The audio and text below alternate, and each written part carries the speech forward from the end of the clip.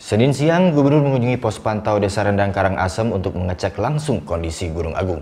BNPB perkirakan akan terjadi letusan susulan yang lebih besar.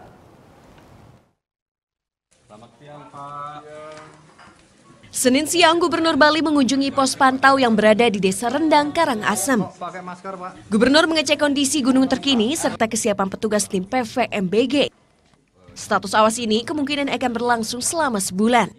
Setelah dijelaskan oleh ahlinya dan para petugas di sini bahwa saat ini terjadi letusan terus-menerus berupa abu vulkanik. Biasanya kondisi seperti ini 1 bulan.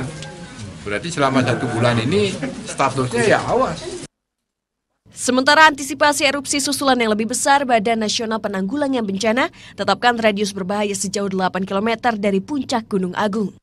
Kemungkinan akan terjadinya letusan-letusan yang lebih besar daripada sebelumnya sangat tinggi, apalagi masih beberapa indikasi menunjukkan memang akan terjadi letusan.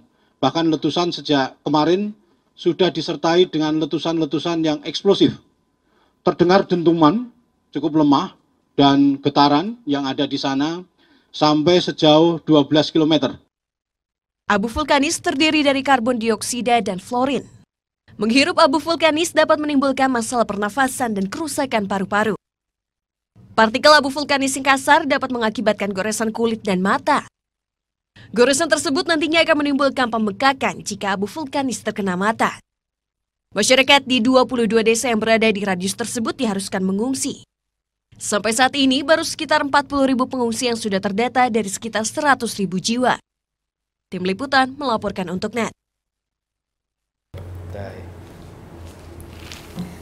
Udah selesai kan nontonnya? Nah, jadi jangan lupa buat like, komen, dan subscribe ya.